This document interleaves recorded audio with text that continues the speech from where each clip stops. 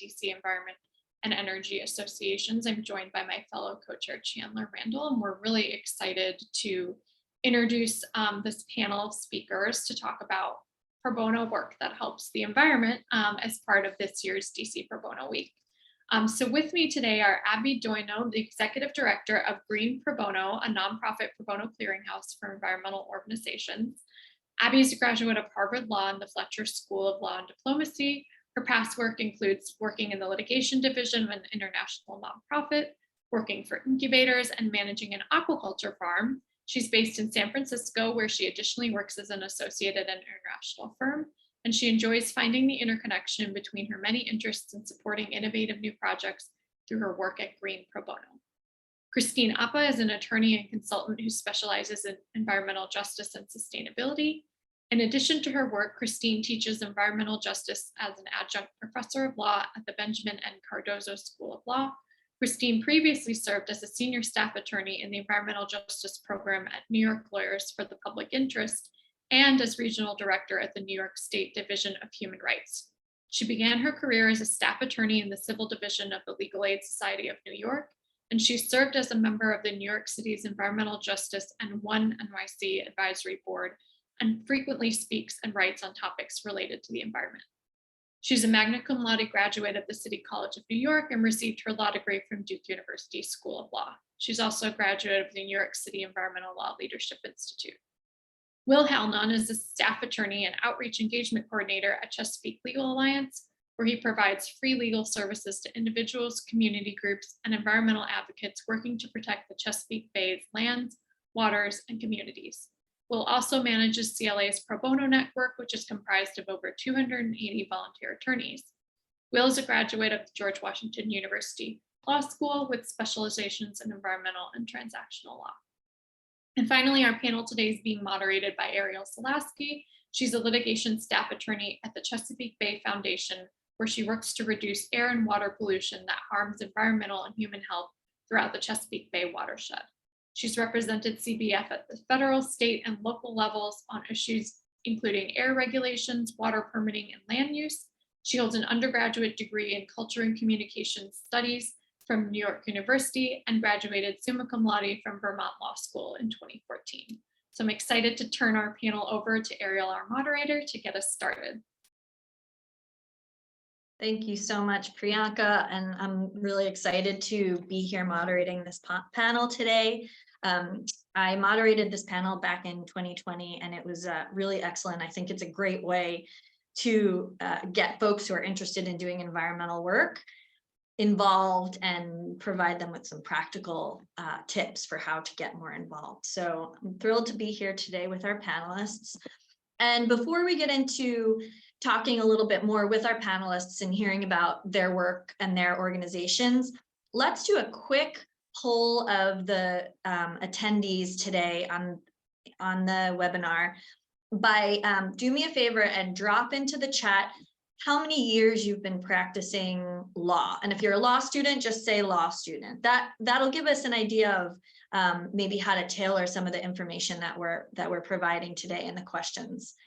So just 8 years. All right. Thank you, Priyanka. So we're gonna, again, just drop into the chat how many years you've been practicing. And if you're a law student, just feel free to say law student. That's helpful too.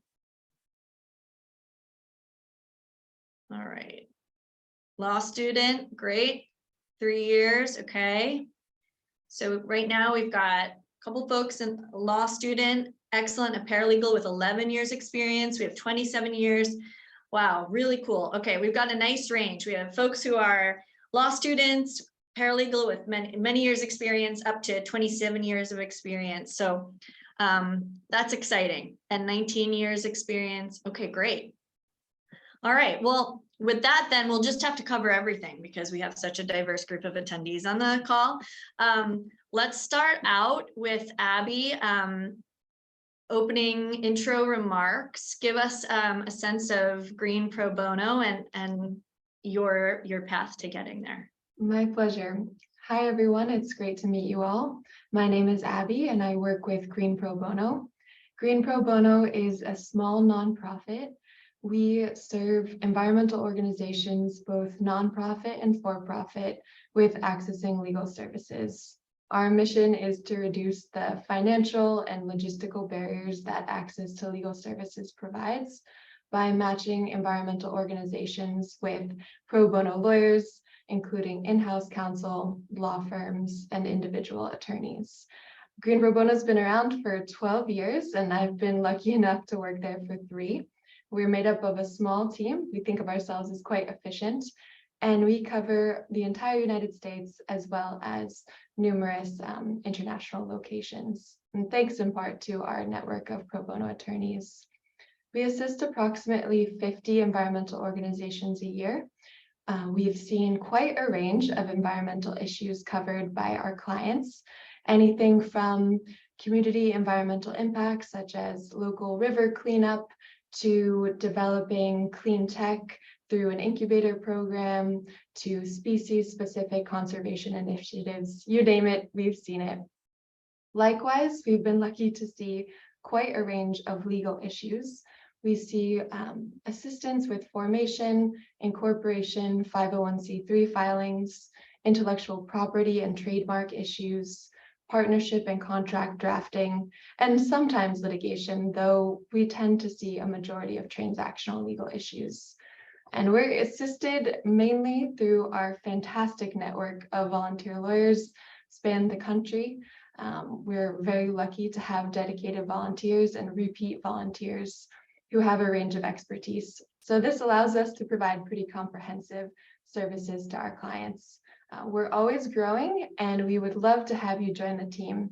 So if you have any practical questions throughout this panel about providing pro bono services yourself, I'm more than happy to answer them either in the chat afterwards, or I will drop our link to volunteering in the chat later as well. Thanks. Excellent. Thank you so much, Abby. All right, Will. All right. Hi, Pass it- everybody. My name is Will Halnan, and I'm a staff attorney and outreach coordinator at Chesapeake Legal Alliance, all abbreviated as CLA moving forward.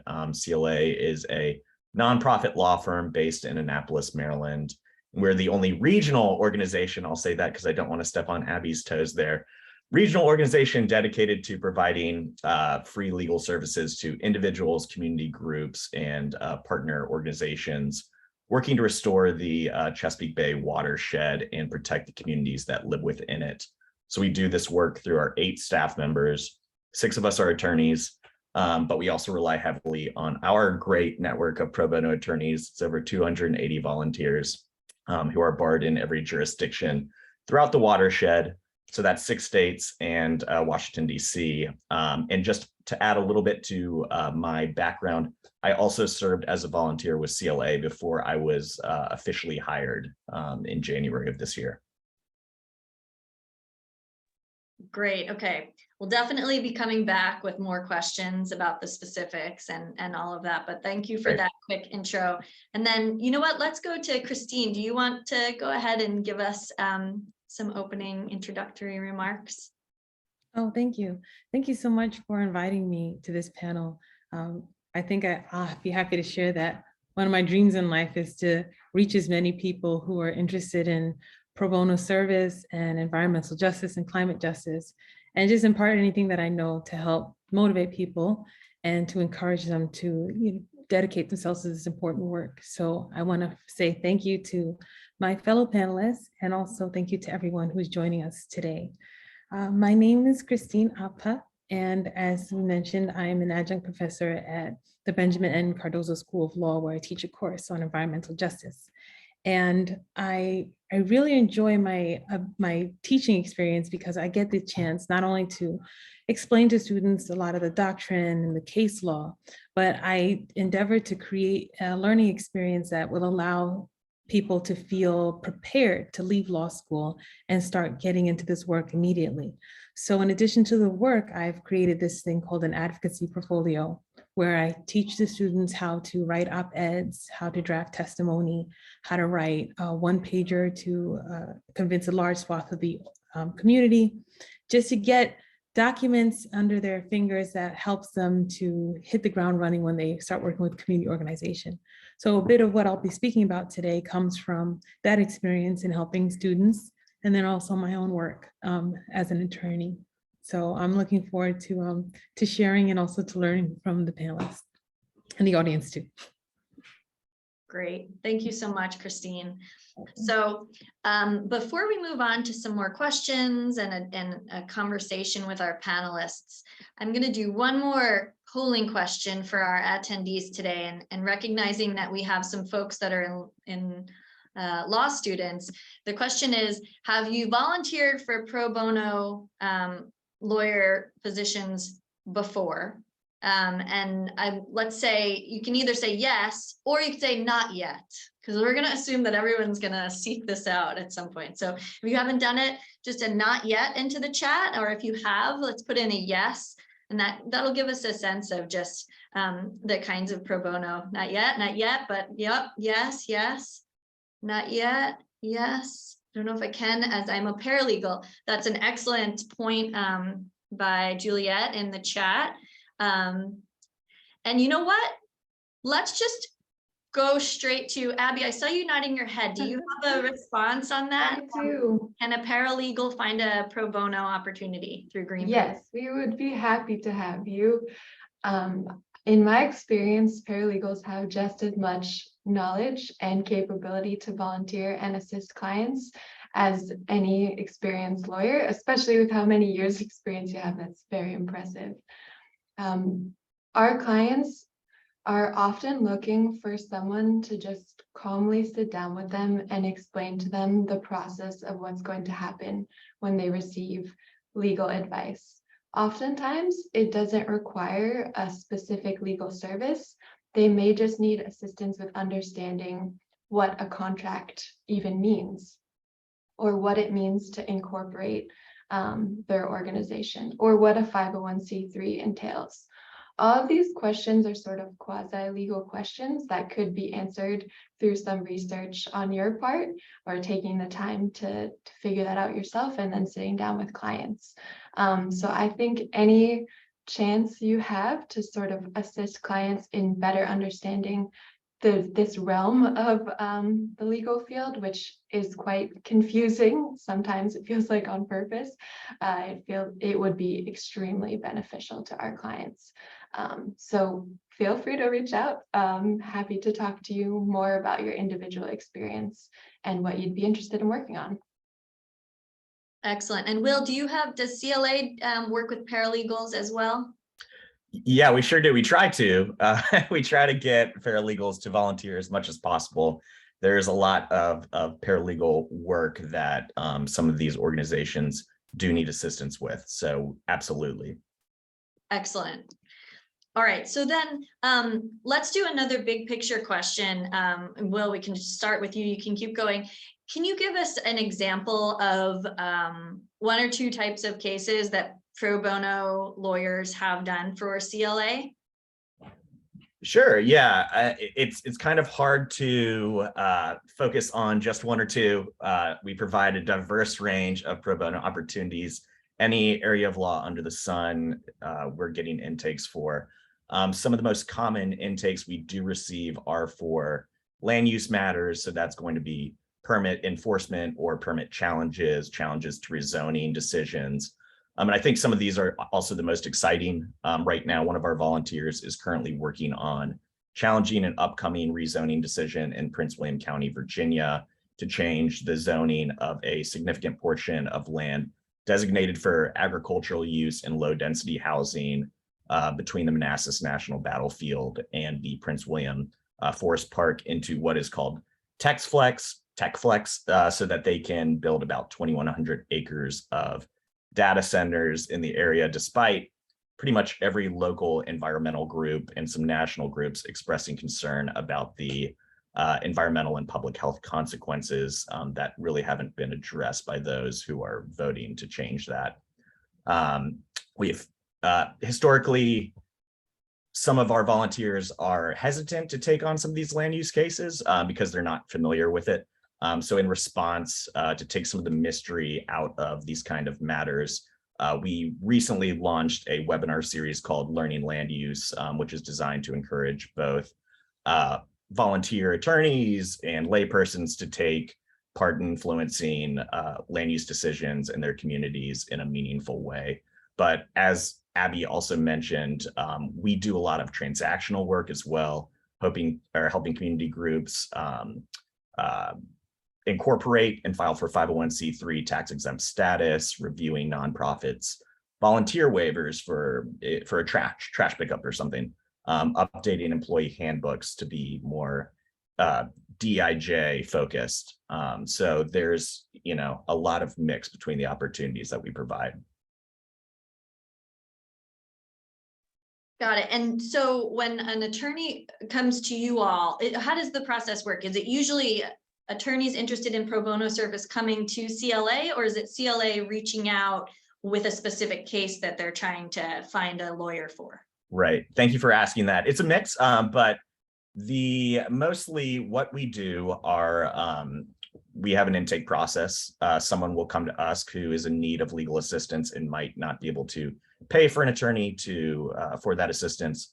We then put that out to our attorney network at the beginning of every month in an email with our current pro bono opportunities. If a volunteer who has joined our network, you can join that by looking on our website. I believe someone linked to it in the chat. Reach out to me, and then we'll talk about a little bit more in depth about what the matter involves, who the adverse parties are, so you can do a conflicts check, and just make sure that this is a good fit for the attorney and the client. Excellent. So Abby, how does the logistical process work at Green Pro Bono? Are attorneys reaching out to you, or are you all reaching out to attorneys, or how does that process work? It's quite similar to what William described. So we have a network of attorneys that we've onboarded to our process, helped them become familiar to how we work. And as a request for services comes into Green Pro Bono, we'll look through our network for an appropriate person, both in terms of expertise and jurisdiction. And from there, after we've gathered enough information and conducted our due diligence process about the client, we'll share that information with the attorneys that are appropriate for the project. So it sort of depends, sometimes it goes to quite a large group of attorneys. Oftentimes it's, less than 10 are appropriate for the project. And then on other types of matters that are more research focused, we may reach out to our law school partners or law school clinic partners, or a broader array of attorney volunteers. So quite similar to what it sounds like CLA does. Yeah. And so the last point was interesting, since we do have some law students attending today. I was thinking you could respond to this, and then Christine, if you have anything, you can add to this as well. What, if any, pro bono opportunities exist for law students? Sure. So pro bono opportunities for law students often are designed in advance of the semester. We have a few law school clinics that we work with to design a more research-based project that could take an entire semester. Oftentimes, Green Pro Bono is more of the client in that situation. So for example, we worked with law students to develop a 50-state survey of incorporation opportunities and quasi-nonprofit, quasi-for-profit, hybrid corporation opportunities in all 50 states. And we really appreciated the law students' help with that.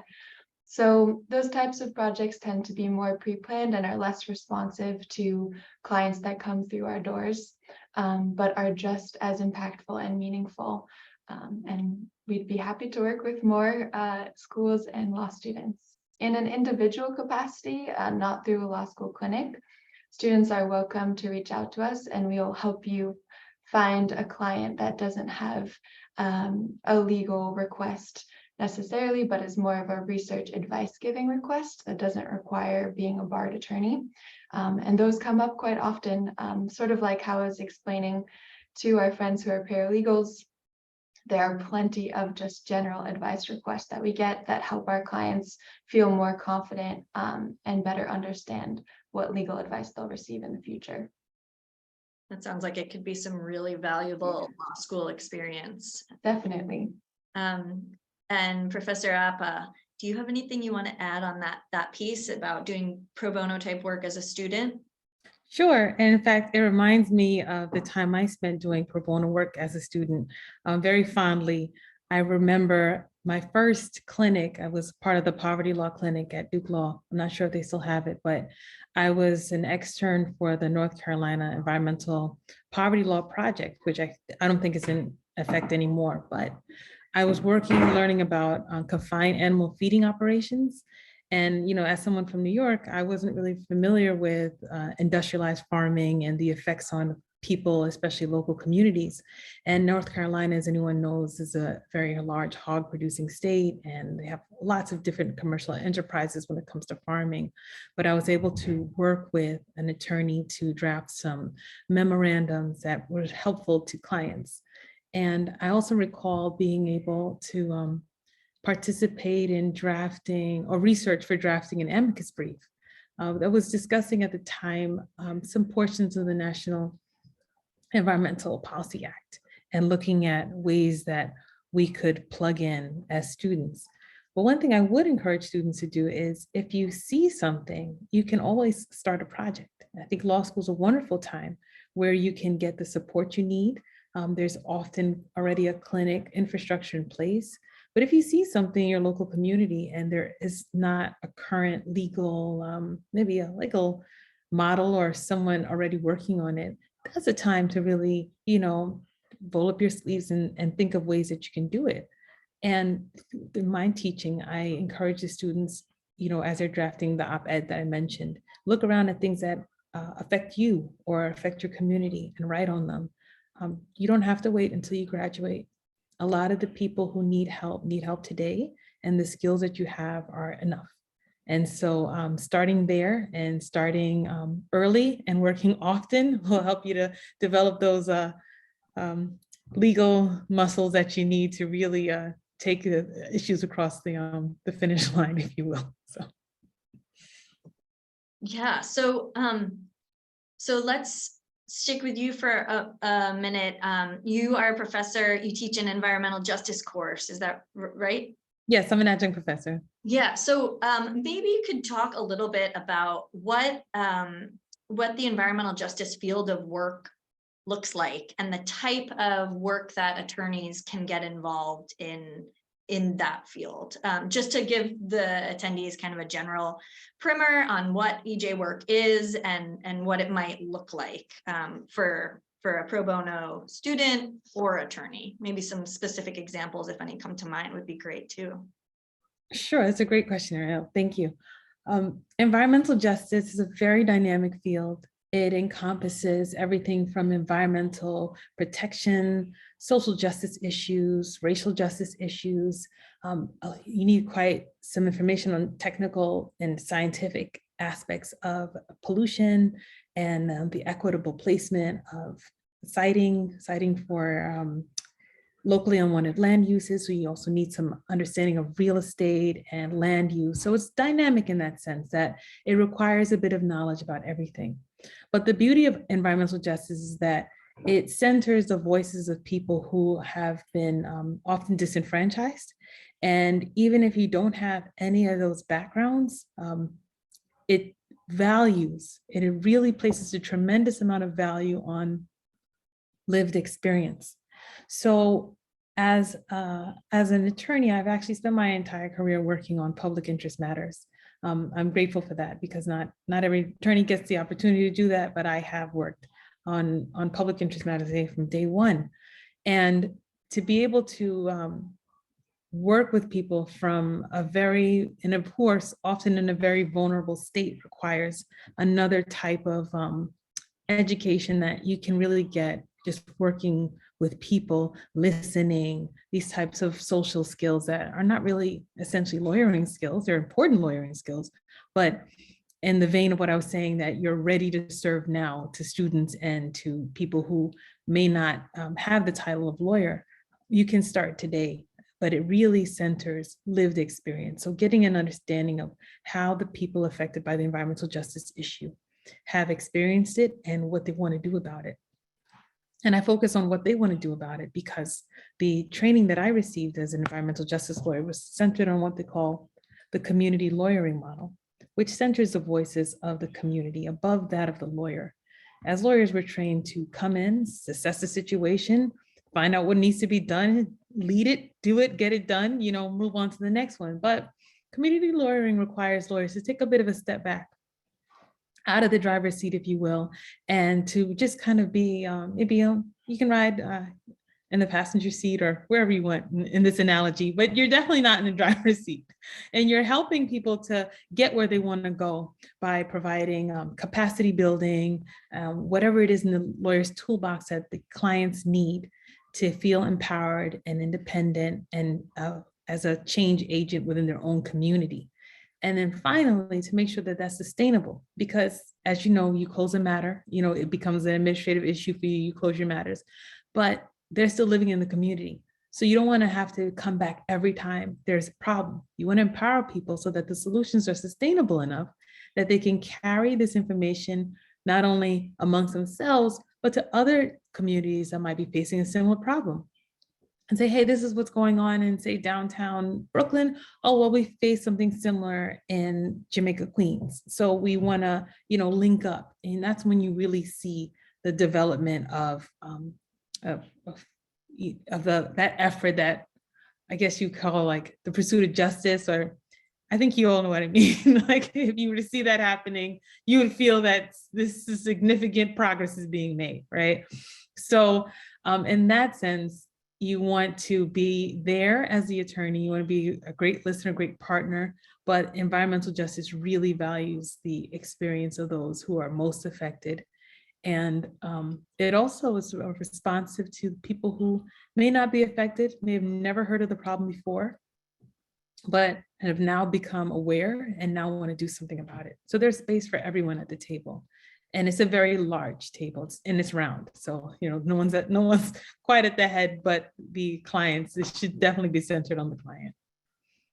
I guess, was there a second part to the question? Well, I mean, that was great. And I would love to and then pivot to Will and Abby to see if either of your organizations have had any cases recently where lawyers were able to work pro bono with an environmental justice community or on an environmental justice issue.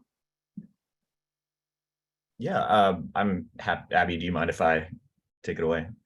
So yeah, CLA makes it a priority to place matters that have environmental justice implications, particularly matters in historically environmentally vulnerable communities. So one matter that we are still working on with the support of members of our volunteer network involves a community in Lothian, Maryland, which is inundated with industrial and municipal pollution sources. So we've been implementing a wholesale strategy to investigate local zoning and land use controls, state pollution permits, to address permit noncompliance and a lack of zoning protection for that community.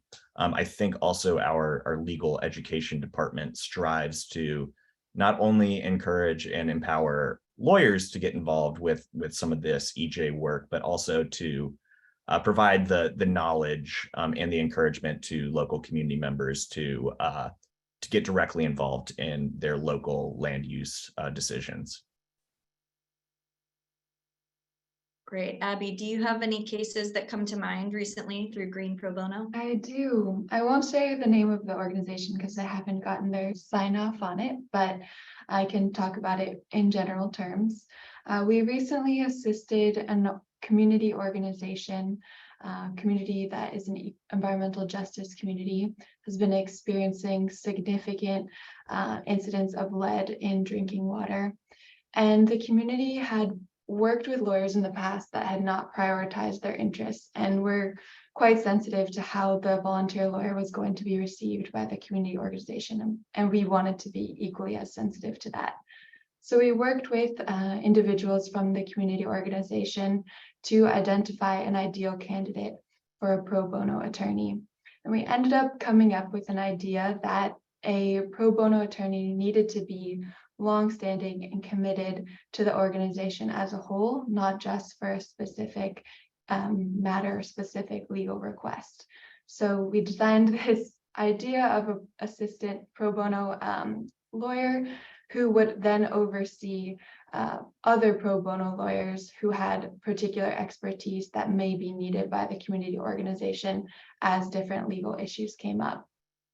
It was also very important to the community organization that they have an opportunity to interview the pro bono attorney themselves before agreeing to participate in the pro bono engagement. So we were lucky at Green Pro Bono to get to facilitate all of this. We ended up finding a fantastic in-house lawyer who has volunteered for the last, it's 2 years now, I'm looking at the date, yes, 2 years now, with the community organization, and has overseen a number of different additional pro bono attorneys, one who assisted with drafting partnership agreements, one who assisted with a tax issue, and another who is more of a public advocate who accompanies the community organization to town meetings. And so by developing this new role, I hope we were able to better address the community organization's need for consistency and develop a deep passion with this attorney who is still committed. So I hope that answers your question. I'm happy to speak about it more if needed. I think that sounded it was really interesting to hear some of the community lawyering and sustainability themes of what Professor Appa was saying, and how you all implemented that and connecting the community with the right kind of pro bono attorney. So yeah, that's really interesting. So just a quick reminder at this point, attendees, feel free to put any questions that are popping into your mind or thoughts into the chat, including if there's like a particular type of environmental case that you'd be interested in hearing about. If you put it in the chat, it's very possible that Will or Abby or Professor Appa might be able to, talk about a case that they've encountered in their experiences and can talk more about that. Also, at this moment, panelists, does anyone have any lingering thoughts about what we've covered so far that you wanted to put in here before I move on with some more questions?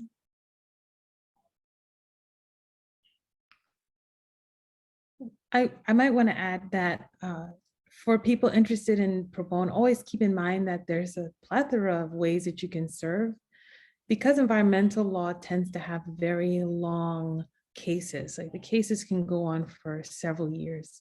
Sometimes people aren't really sure if this is a type of work they want to approach in pro bono matters. But keep in mind that I can go through a lot of different ways that you can serve.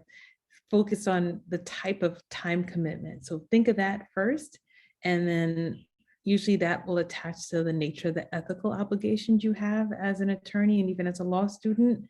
And then you can start to pick and choose what kind of opportunities you want. So thinking about that in terms of maybe a long-term engagement, or maybe you want to do something that's more like a short answer, a brief answer advice clinic. So there's something really for everyone.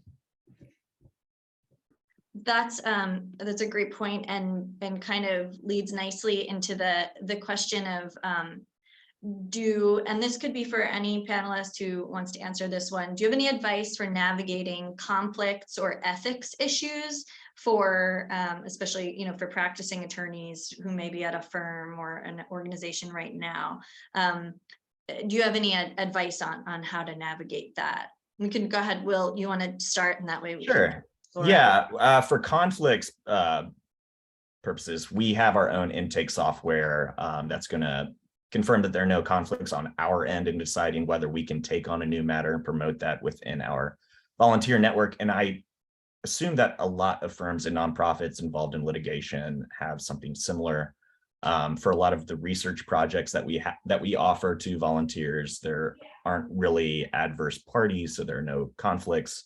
But if you're a recently barred attorney who was involved in some litigation during past clerkships or internships, or a retired attorney who no longer has access to these tools, we will do our best to assist you with the conflicts check process. And for ethics concerns, I think one of the best resource is to just contact your local ethics board. There are people that you can call. That's what I did for a matter when I was volunteering with CLA. I was DC barred, was not yet Maryland barred, but wanted to assist on a Maryland matter. So I called both the DC Ethics Board and the Maryland Ethics Board and talked through the situation. and got the go ahead. So I think that's a good tool to use. That's a great tip and a great resource. Abby, do you have anything you want to add on this point? I think William has covered it perfectly. As far as our practices at Green Pro Bono, they're quite similar. We often leave it up to the law firm, the in-house counsel group, or the individual lawyer to conduct conflicts checks. But we're here to assist you in gathering information from the environmental organization. We gather quite a range of information during our due diligence process, and that's usually sufficient for a conflicts check. But if there's anything that you're curious about, we're happy to facilitate that. Okay. Professor Appa, do you have any other points on that? Sure. I'm really interested in this area. I think it was 2014. I wrote a CLE on ethical considerations for disaster relief, which ties in actually quite closely with climate change, work if you're interested in climate change. So as everyone knows, we're coming up on the 10th anniversary of Superstorm Sandy. And I was a very new attorney at the time, and I was helping people who were directly affected. So this was basically not the first severe weather event, but probably one of the worst that people had experienced. And immediately we were serving a community, and I was basically a disaster zone. And I remember that there were ethical issues, and that inspired me a couple of years later to draft it CLE. But I would flag first and foremost always rule 1.1, competency. Do you know what you might be doing? Sometimes you enter into a triage area for legal services, and you hang up your coat shingle and you sit down, and you really don't know what people are going to come through the door with. It might be anything from deed theft because they now need to file for benefits and someone seems to have taken their deed. And if you were, say, a housing attorney, you deal in real estate issues, but that's something that's beyond your, so always competency, that's always one. And then the other ones I'm just trying to remember from the CLE, group representation. A family may come in, but families have very different compositions. You don't know exactly who might be the client when you start speaking. So you don't know who you're representing. And if you are representing a community organization, taking us out of the disaster relief model, and then saying, just working with an organization, who's the chief decision maker? How are we supposed to proceed knowing what decisions are made in consensus, which ones are made by the president? Does this organization, and is it an incorporated organization, which may lead to different questions about what your obligations are? And then, aside from that, like, how do you deal with conflict? What if half of the organization wants to go on with the development project and the other one's like, no, we want to put a stop to this? So there are internal ethical issues that you might have to deal with, talking to clients. And then I guess finally, just to be brief, responsiveness, because this pro bono work, some people, and it's quite laudable, see it as part of their main practice. I saw a quote on LinkedIn the other day about someone who said, I don't see my pro bono clients as any different than my regular. But there's a significant time commitment for each and every one of your clients, paying and not paying. So that responsiveness, I called you, did you call me back? That's a real ethical, that's something that's very important. And I remember as when I was doing a lot of eviction prevention, and then the last thing I would do before leaving for the weekend would be to check my voicemail, because that call back might allow somebody to sleep that weekend if they know that, am I going to be evicted on Monday? I don't know. So that's 5, 6, 7 o'clock call, you return it. So there are many ethical issues that revolve around our work, and a deeper dive is always, warranted. I love to discuss it. You can always contact me. I could talk about ethics for days, but that's not, that kind of time. So, but if you have any questions or any concerns, like Will said, contact your local bar association, but keep some of these things that I mentioned as the top of mind. I think that would be helpful. That was a really valuable overview of the ethical considerations, for this pro bono work. And maybe you could put a link to the CLE or some way if folks are interested in tracking that down. That would be helpful. You can put it in the chat, maybe. I'll try to find it. It was 8 years ago. But and since it was at time, another ethical requirement would be to make sure that everything, the rules haven't changed or the interpretations haven't changed in the meantime. But as long as you have, you working with your little manual, little ethics, manual on your desk, that's a good, or on your desktop or on your phone, just always have them handy. That's what I would say. That's fair. So one of the first ethical obligations you mentioned was competency. And so I'm curious, Will and Abby, we'll start with you, Abby. Does Green Pro Bono provide any substantive support in terms of helping folks get up to speed on an area of law that may be new, or they may not have a lot of experience in, but they're interested in providing pro bono services? Yeah, that's a great question, and I'm really glad you brought it up, Professor Alpa.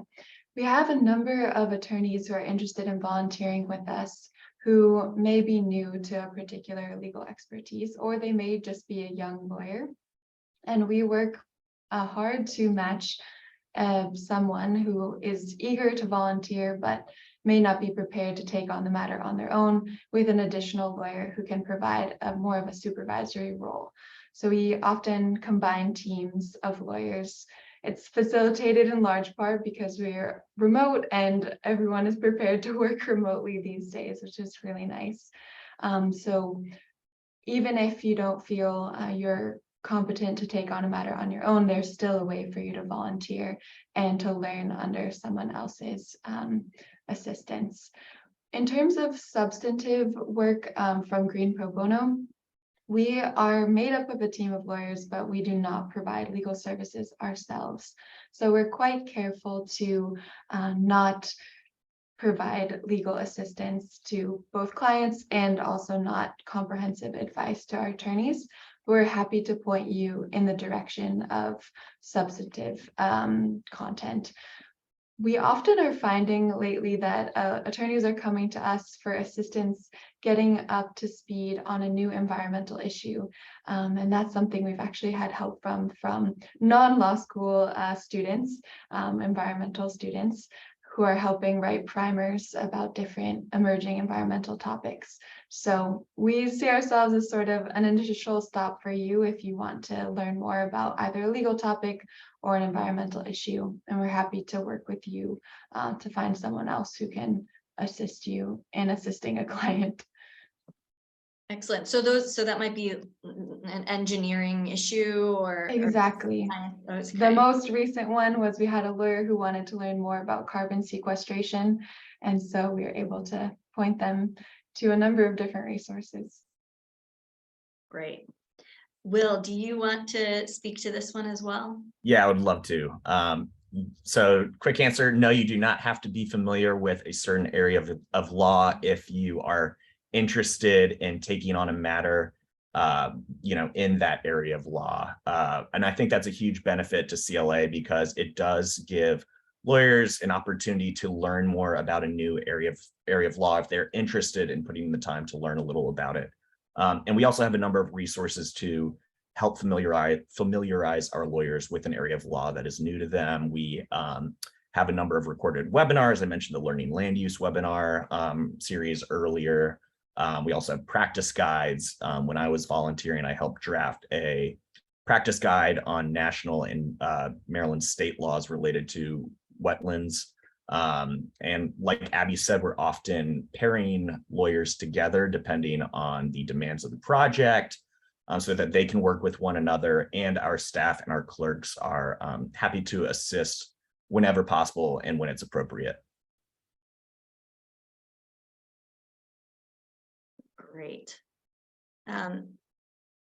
So I thought now it might be interesting to hear if any of you have participated as a pro bono attorney. It would be interesting to hear your own personal experience with that and kind of what that was like. And if you haven't done pro bono work, if you have an example of a situation where you worked with or near a pro bono attorney and you saw the role of that pro bono attorney and saw the value, and I think it would just be interesting to hear some specific case examples here as we're getting close to the hour. And anybody, go ahead, Professor Eppa. Oh, sure. I'm happy to jump in. I have had significant experience working with pro bono attorneys. Again, my work has always been public interest, so I don't think I've ever had paying clients, but the service that I provided, I think that sticks out to me. A lot of them I partnered with pro bono counsel from law firms. Some of the cases, I think I can put into like maybe 3 or 4 buckets. You can start with litigation. We worked with a major law firm to help bring to a conclusion, and I say conclusion because I didn't start the litigation, when they were addressing the PCB light fixtures. PCBs are, it's a toxin, serious toxin, and they were located in a lot of light fixtures in elementary schools, public schools in New York.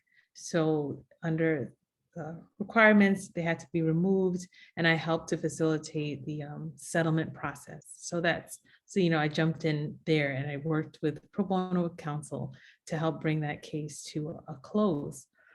Sometimes it requires, the project might require something akin to like know your rights, where pro bono counsel can help by helping with knowledge management or helping to increase the community's understanding of a particular topic.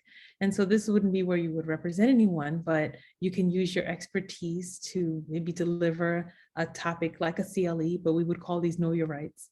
And you just go through what is required of the government or what is required of your local, say, housing authority in terms of your rights to clean air or clean water. So we would work and say, like Gabby was talking about lead in water. We would do a CLE or a community know your rights session, explain to people what are the requirements for the state to check for water, lead in school water, for example. So you can work with pro bono counsel to facilitate involvement in the community in that aspect. I've also worked with the pro bono counsel in learning about different topic areas related to administrative law and procedure. So that's something that you can maybe consult with a pro bono. I know a law school helped with this drafting testimony. That's something that you can always help with. And regulatory comments and legislative testimony. These are 2 of the areas that I try to teach my students so that they can learn how to draft. They often have short time frames and they need people to be able to impart their experience as a professional, but also you can help a community group to find their own voice by helping them to draft some of these documents. And that's something that I've done. Another thing is if you really like to go into the weeds and topics, you can help a community group to parse through, say, a draft environmental impact statement. And environmental impact statements, as we know, or maybe not everyone knows, they're a critical part of public works projects or major infrastructure projects. The proposing party needs to draft this document that explains how their project is going to impact several sectors of the environment. This can be anything from how it will affect existing wetlands to noise pollution and the like. So these documents, if you're familiar with this work, can often go on for hundreds of pages. And people may be interested in what just affects them, and there's nothing wrong with that, but they often sometimes need help to really see how is the best way that I can express my interest in this particular area. And commenting on a draft environmental impact statement or a final environmental impact statement is very important, because if you don't at the right time, you preclude your opportunity to raise a question about the project in the future. So that is part of the, the competency and the requirements of people knowing what needs to be done and having a lawyer or a paralegal to walk you through the steps that are required to make sure that you hold on to your rights or you preserve your rights in the future, right? So those are just some of the ways. Also, clinics are great ways that people can kind of get in a little bit interested in pro bono work and want to know how can I plug in here? You can set up a clinic. I helped to set up a clinic for people who needed help after a severe infrastructure failure event in New York City. And that was probably one of the more meaningful, or one of the, I think, more meaningful clinics I remember, and helping people to facilitate pro bono counsel, meeting up with clients who needed help, filling out documents, finding a way to present their best case to get claims answered. So there's so many different ways that, I've worked with pro bono counsel. I've been the counsel on different matters, but like I was trying to show you like different varieties, so different skill sets are needed. Sometimes it's capacity building, finding somebody can make your tax exempt organization like as legitimate and everything. All your books are well, maintained, or maybe it's somebody explaining some dense insurance law clauses after a severe weather event. So you want to know, who's responsible for like wet vacuuming the basement and, making sure that there's no mold growing after this severe weather event, which is what people are dealing with right now in Florida, right? You hear about the event and 2 weeks, 3 weeks pass, it's not in the news anymore. But I had clients who were having different types of legal issues 2 years out from Superstorm Sandy. And some of them, some of them were well resolved by, government action, and some of them needed to be taken a bit further. So there are different ways that you can plug in at different times. So I just wanted to just highlight some of these different ways that you could serve. Thank you. That was such a good range of the different types of pro bono opportunities, from administrative comments to litigation and clinics. Yeah, it was really interesting. Thank you. Before I pass it on to Will for this question, just a quick reminder, this is the last chance. If you had a question or lingering thought for any panelists, put it into the chat now and we'll make sure we get to it before 2 o'clock. But Will, pass it to you.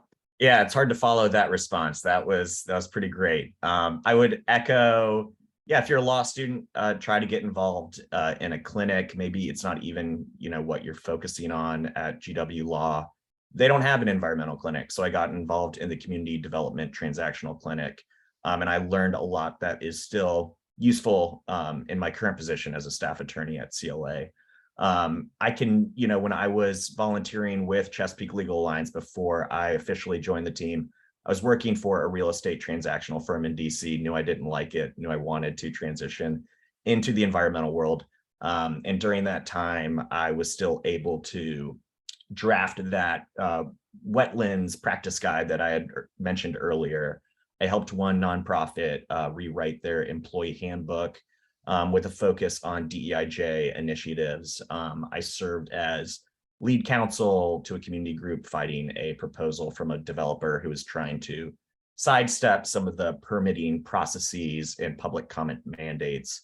And I learned so much about land use law during that experience as well. So just get out there and get involved in any way that you can. Thank you so much, Will.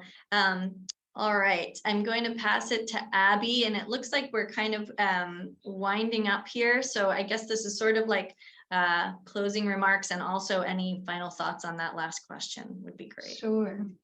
So in a personal capacity, I've been lucky enough to work on a matter securing land rights for the Nassau Indigenous community in Panama. That was dual litigation in the Inter-American Court of Human Rights and the Panamanian Supreme Court. An incredibly rewarding project. And here in the US, NEPA litigation in 2019, which I'm sure a lot of us were involved with. But I want to highlight in my last minute 2 ways to get involved. The first, as has been discussed by all of us here, while you can most definitely get involved in environmental legal work, if you have an interest in environmental specific legal issues, we're happy to have you. But I also want to point out that if you have a background or an interest in other types of legal issues, Professor Alpa mentioned housing and land use or transactional work, there's absolutely a way for you to make an impact on environmental issues through another legal expertise. Second is just a small plug. We are hosting office hours, which is a way for you to volunteer with environmental organizations that doesn't have to be a long-standing commitment as a pro bono attorney. So as I've mentioned, for the paralegals in our crowd or law students, there's more of an advice-giving role for us to take as well. And so if you're nervous to take on a long-standing engagement, there are ways to volunteer in a quick half an hour or an hour segment, and it can be transformative to the environmental organizations that attend. So thank you all for having me today. I'm happy to meet with anyone afterwards. All right. Well, thank you so much to all three of our panelists. This was a really great conversation. I feel reinvigorated, and I hope that our attendees are ready to get involved in pro bono matters. I see there are 3 minutes left, and I do see, Will, there's one specific question for you in the chat about signing up for CLA. I just noticed that if you do not need to be a BARD attorney to volunteer with CLA. We work with a number of clinics, student groups at law schools, and law school students on an individual basis as well. Feel free to email me at william@chesapeakelegal.org. I am putting that into the chat right now, and I can tell you all about how you can get involved. Excellent. Thank you, Will. And then the last question is, someone's curious whether any of you work with Native American tribes. Yes, we recently just staffed a matter on behalf of a Native American tribe in Colorado. So it comes up. If you need legal assistance, please reach out to us. We'd be happy to talk about your needs. Quick answer. Professor Appa? I haven't had the pleasure. I try to incorporate the experiences of different groups in my lectures, but I haven't had the pleasure of working directly with any of them yet, any of the Native American tribes yet. But on the point of maybe homework, I would like to put something in the chat to encourage everyone to provide comments. The Council on Environmental Quality is looking for feedback on the proposed environmental scorecard. So I'm just gonna paste it in the chat. You can take a look at it. This is the way that you can start getting involved and see, how you could maybe provide some commentary. It'd be a nice way to start, and you can share it it closes November 3rd. So you have just a little bit of time, but this is I think it's a good way that everyone on the call can get involved. Perfect. Thank you so much. Thank you to the panelists, and Chandler, I will pass the baton to you, I think. Well, thank you so much. I will